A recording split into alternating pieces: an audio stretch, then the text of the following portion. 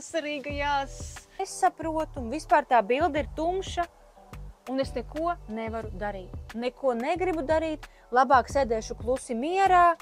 Tā kā pretēji. Tā ir noteikti ļoti laba teorija, bet man bija interesanti strādājot sesijās ar studentiem. Haos rodas tad, kad nav kārtība. Sveiki, mīļie draugi! Mani sauc Agnese Muižniece un laipni lūgti manā YouTube kanālā vasarīgajās sajūtās. Es tik ļoti priecājos, kad ir silts un ir forši, mīļie draugi. Šodien man ir tāda maza doma, atziņa par bailēm.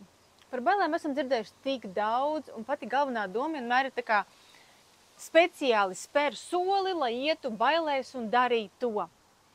Tā kā pretēji. Tā ir noteikti ļoti laba teorija, bet man bija interesanti strādājot sesijās ar studentiem, kā kaučam ļoti tāda zelta vērta atziņa radās, ko es gribu padalīties. Skaties, bieži vien cilvēkam ir bail uzstāties, piemēram, auditorijas priekšā, vai vispār šis laiks, mīļās sievietes, mums ir par to, lai mēs atļautu sev runāt. Es rādu šo kakla čakru, lai mēs atļautu sev runāt, atļautu sev izpausties. Šis pagājušais izdzīvotais gads man sociālos tīklos arī bija ļoti daudz par šo. Un ļoti labi zinu, kā tas ir. Bet skaties, tagad pasako līdz manai domai. Viens ir tā kā iet un domāt, ne, man jāpārvar, man taču ir jāpārvar, viss būs labi un man viss tā kā izdosies. Un pretēji nāk visādākas baiļu domas, ko viņi teiks, kā būs, ja es izdarīšu tā. Vai tur, pieņemsim, ir kaut kāda sapulce un tev, tu domā, nu, ko tad tas mans viedoklis te varētu ietekmēt, ja? Pieņemsim, kolektīvā darba. Vai, jebkura cita sabiedrības daļa, kurā tev ir jāpasaka, lai tā kā, bailes šobrīd tā kā no realizācijas, kā tas būs, ja es pateikšu, ko viņi domās. Bet skaties, pilnīgi pretējs tam, ko es esmu pamanījis, kas ir katrā vienā cilvēkā, kas ir cilvēks šeit uz zemes, tikai par cilvēkiem, ir viena kopīga īpašība, draugi. Mēs visi esam šeit, lai dotu. Lai dotu. Tu esi ar kaut ko, lai dotu apkārtējiem. Viens ļoti forši gatavo. Cits brīnišķīgi, pieņemsim, montē, video saliek. Citam ļoti labi sanāk runāt, izteikt savas domas. Citam brīnišķīgi sanāk braukt ar mašīnu. Vienalga dažādākas lietas. Mums katram ir ko dot.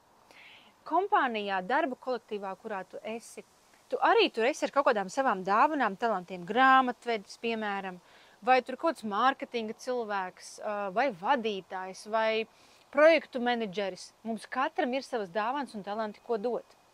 Un pretējs bailēm ir domāt, ko es varu dot. Un tagad tev ir jāiet uzstāties, vai pieņemsim jānovada kāda sapulce.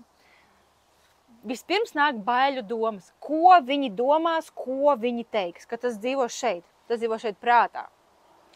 Un tagad pasties, ja tev ir jāiet uz nākamo uzstāšanos vai sapulci, vai kaut kas ir jāuzraksta Instagramā, jāpadalās ar savu domu, ja tu nomainīsi šo uz, ko es viņiem varu dot? Ejot uzstāties, ko es viņiem varu dot? Kā es varu šiem cilvēkiem palīdzēt? Kā es varu šiem cilvēkiem uzlabot dzīvi? Zini, kas rodās? Atnāk enerģija, atnāk iedvesma un tev gribas iet un darīt. Tev gribas caur šo prizmu dot. To es pārbaudīju saviem studentiem, maniem klientiem, kuriem pilnīgi acis nomainījās. Viņi tā, jā! Un tagad tu ej uz kādu kompāniju, uz kaut kādu tusiņu, busiņu, satikties ar cilvēkiem. Zini, kad beidzās vērtēšana? Salīdzināšanās nemitīgā ar sevi, arī caur šo prizmu. Ko es šiem cilvēkiem varu dot? Kādu komplimentu es varu pateikt šīm meitenēm? Nevis nemitīgi domāt, kā viņas mani vērtēs. Ko par mani teiks? Ir man īstais matu griezums vai nav? Ir man īstā lupu krāsa vai nē? Nē. Pilnīgi pretējs ir, ko es varu dot. Mīļie draugi, lai šajā dienā un šajā nedēļā, lai kurā brīdī dienas stundā tu mani klausies, varbūt tu ej gulēt ar šo domu, pameklēt sevī, ko es cilvēkiem varu dot, kā es viņiem varu uzlabot dzīvi. Un pajust, cik pretējs tas ir bailēm, kritikai un salīdzināšanai, un cik fantastiski brīvi tu sāc justies, īpaši šajā zonā ķermenī. Īpaši šajā zonā, kur uzkrājās visas mūsu emocijas. Pilnīgi gribas ieelpot un izelpot un palaist prom visas tās muļķīgās, bailīgās, nevajadzīgās sajūtas un domas. Un otra tā kā māsa bailēm, kas iet roku rokā vienmēr, ir slinkums. Slinkums. Nu skaties, kā pretēji slinkumam ir enerģija, gribas iet un darīt. Kad piezogas slinkums? Kad šīs divas māsas ļoti skaisti satiekās, bailes un slinkums? Tad, kad ir haoss. Haoss rodas tad, kad nav kārtība. Un atkal, kāpēc roku rokā? Jo viens ir bailes, ka tu sāc skatīties tā kā ar citu acīm uz sevi, kas manī ir ne tā, nevis caur šo prizmu, ko es varu viņiem dot un aiziet tā kā forša enerģija, un paralēli pat aiziet plāns, kā man pieņemsim apģērbties, kā man runāt, kā man to visu darīt. Aiziet struktūra, un tur nav slinkums. Bet tad, kad ir šī nemitīgā kritizēšana, vērtēšana, pretī blakus atnāk slinkums, jo sākas haoss. Neesmu gana labs, neko nevaru izdarīt, neko nesaprotu, automātiski neko nesaprotu, un vispār tā bilde ir tumša, un es neko nevaru darīt. Neko negribu darīt, labāk sēdēšu klusi mierā. Automātiski slinkumam līdz tas ir, un rodās haoss, nesaprašana, un zini, kas vēl?